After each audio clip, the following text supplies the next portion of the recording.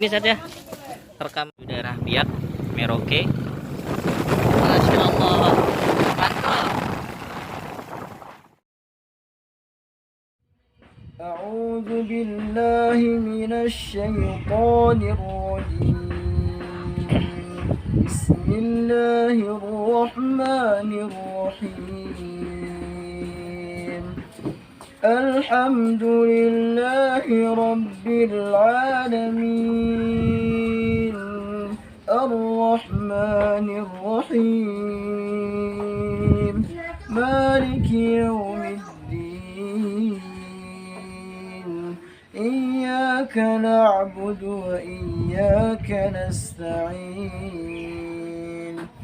اهدنا الصراط المستقيم صراط الذين أنعمت عليهم غير المغضوب عليهم ولا الضالين.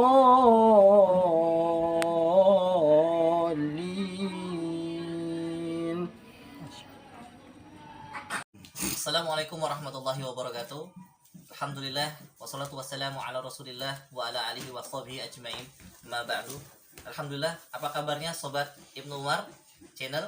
Alhamdulillah bersama saya Yusuf Handoko yang saat ini ada di kota Merauke, di daerah Merauke, Papua terkhususnya. Alhamdulillah bersama saya. Di samping saya ini ada Ustadz namanya Sunanul Huda. Masya Allah Ustadz. Gimana kabar antum Ustadz? Alhamdulillah khair. Khair, alhamdulillah. Masya Allah akhirnya semuanya. Ada hal yang dapat kita petik dari beliau nih, di di keterbatasan beliau yang mungkin kita lihat itu sebagai suatu keterbatasan, tapi ada suatu lebihan yang dimana belum tentu kita miliki ya. Ini Masya Allah beliau seorang hafiz ya, hafizul Quran dan qiraah dengan menguasai beberapa qiraah yang Masya Allah Allah berikan keutamaan untuk beliau. Ustaz, anak pengen dengar bacaan antum Ustaz, 1 atau 2 ayat atau 3 ayat Ustaz. Kalau boleh Ustaz, tafadhol Ustaz. Insyaallah. أعوذ بالله من الشيطان الرجيم إن هذا القرآن يهدي للتي هي أقوم ويبشر المؤمنين الذين يعملون الصالحات أن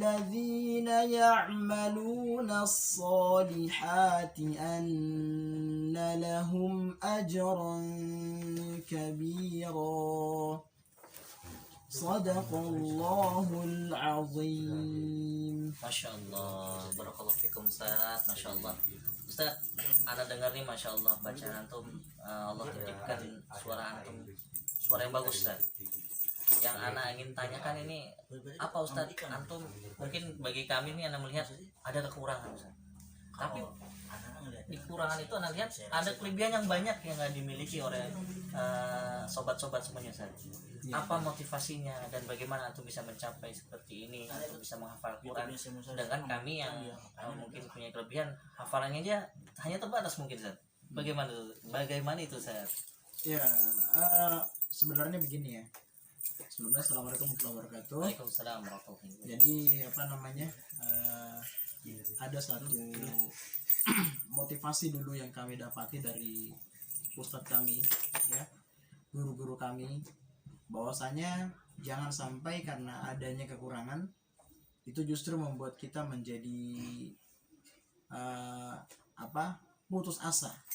Sementara di dalam Al-Quran Allah Subhanahu wa Ta'ala berfirman, ya potongan ayatnya, la taqnatu min rahmatillah, janganlah engkau berputus asa dari rahmat Allah Subhanahu wa Ta'ala. Nah, mengambil atau untuk mengaplikasikan ayat ini, kami berusaha untuk menghafal. Awal pertama kali menghafal itu dulu sejak umur 7 tahun ya. 7 tahun itu dibacakan oleh Umi, ibu saya. Ibu antum. Ya, ibu saya. Jadi beliau selalu membacakan itu dulu itu, saya kalau nggak salah ingat itu surat An-Naba, An-Nazi'at, Abasa, juz 30. Ya lama-lama masuk juz 1, juz 2, itu dibacakan. Jadi cuma denger aja, cuma menyimak dengan pendengaran saja. Tapi alhamdulillah ya, dengan motivasi dari orang tua kami, beliau mengatakan jangan sampai adanya kekurangan gitu kamu menjadi berputus asa, jangan sampai seperti itu. Nah, hal senada kami dapati di pondok. Ketika saya masuk pondok, guru-guru yang mengatakan jangan sampai berputus asa dari rahmat Allah, jangan sampai berputus asa dari rahmat Allah ya. Dan rahmat Allah itu sangatlah luas, sangatlah banyak gitu. Jadi kita jangan berputus asa. Jadi apapun kekurangannya, kata beliau itu, berusahalah untuk minimal bisa hafal Al-Quran ya.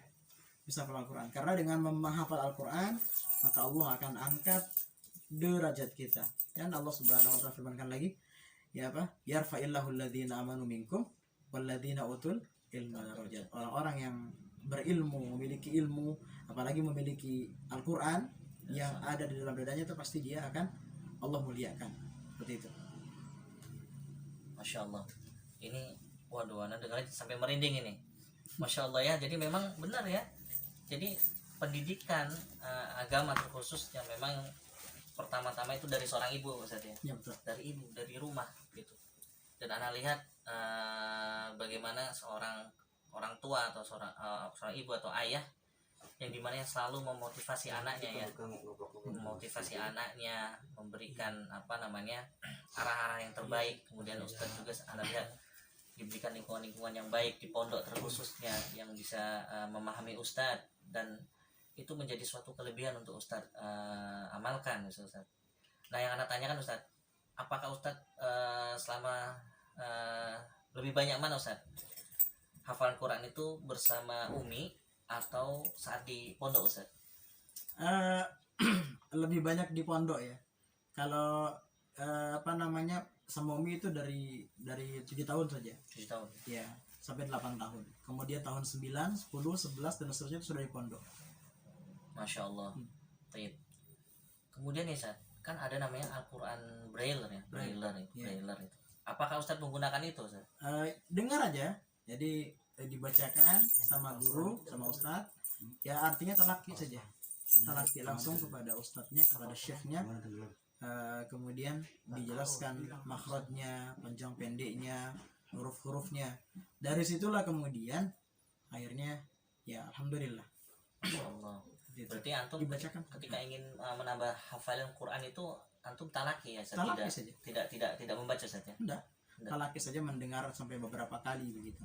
Dan anak lihat, anda dengar ini saja itu makhrajnya, penempatan makhrajnya ini cukup sesuai Ustaz. Ya, gitu, termasuk belajar makhraj juga seperti Ustaz. Iya.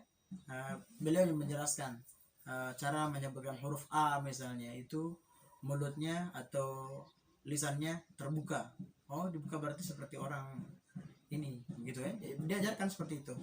Kemudian cara menyebutkan huruf ro seperti apa lidahnya, posisi hurufnya, semua dijelaskan. Jadi sehingga ya alhamdulillah kami bisa menyerap ilmunya beliau, ilmunya guru kami dengan baik, sehingga alhamdulillah sampai saat ini ya sekarang sudah mengajar di pesantren di Paroki. Masya Allah. Berarti antum saat ini mengajar Ustaz ya? Ya alhamdulillah. Dan mengajar Al-Quran ya tentunya. Ya. Dan juga imam Ustaz? Imam ya. Imam. Kemudian alhamdulillah antum sudah berkeluarga Ustaz? Alhamdulillah. Sudah berkeluarga. Mungkin bisa sedikit kisah antum bisa mendapatkan seorang bidadari dunia Ustaz. Gimana ceritanya Ustaz? Kalau perkenalan dengan istri itu sebenarnya tidak ada perkenalan. Kalau ditanya seperti itu, tidak ada perkenalan. Jadi tidak pernah kenal sebelumnya. Ya, tapi ada waktu itu santri dia ngomong sama saya, Ustadz, saya punya guru, ada guru bahasa Indonesia Ustadz, saya belum nikah Ustadz. Guru bahasa Indonesia saya belum nikah Ustadz. Emangnya nyari jodoh guru antum? Saya bilang, enggak sih, coba aja Ustadz, lamar gitu. Ya saya ini anak bercanda, saya pikiran saya ini anak ini lagi bercanda, lagi main gitu kan. Nah, ya udahlah, itu saya abaikan saja sampai seminggu kemudian. Ya, saya mulai berhembus kabar itu dari beberapa teman-teman. Benar kasus antum mau nikah gitu kan? Saya ya nggak tahu juga. Tapi akhirnya saya sendiri yang penasaran. Seperti apa sih? coba tolong dicari apa kira-kira yang apa istilahnya bisa dikenali. Mungkin kalau berangkat ke sekolah atau mengajar pakai apa. Akhirnya ada teman yang kasih tahu pakai pick up, kalau pagi diantar, siang dijemput pakai motor gitu.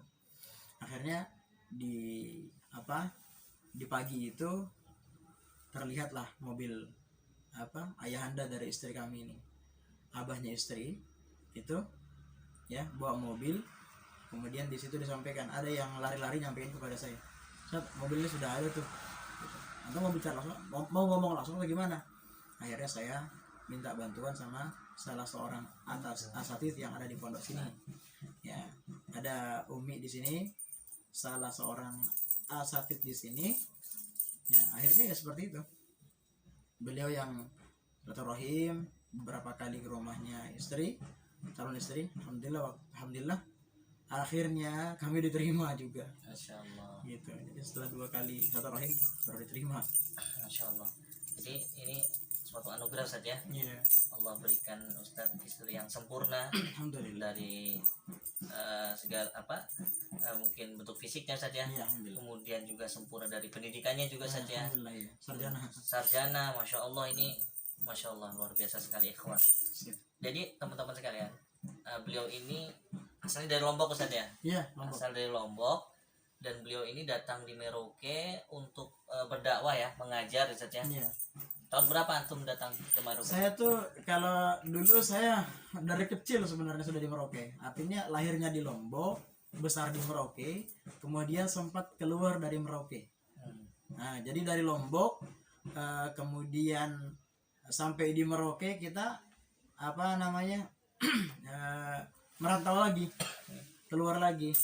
Jadi saya tuh sempat ke Balikpapan dulu di umur 12 tahun. Di Balikpapan, Kalimantan Timur. Jadi pimpinan pondok sini, pimpinan pondok Hidayatullah Merauke waktu itu, ya kan, mengirim kami untuk belajar di Balikpapan untuk menghafal Quran. Karena beliau mengatakan, antum ini punya bakat untuk menghafal. Saya waktu itu merasa bagaimana ya? Saya katakan sama Ustadz, gak mungkin Ustadz, bagaimana caranya bisa menghafal? Nah, beliau bilang, pokoknya antum punya bakat, antum yakin saja.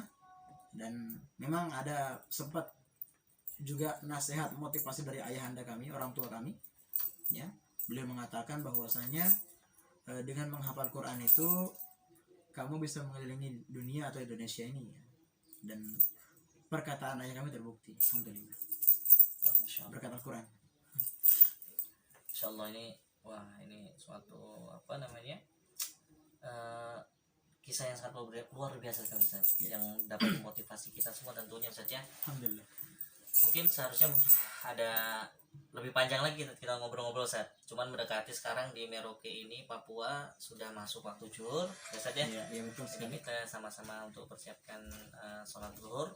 Betul. Ya. Mungkin akhir kalam kita ini saja, kita closing, kita doa kafatul majelis.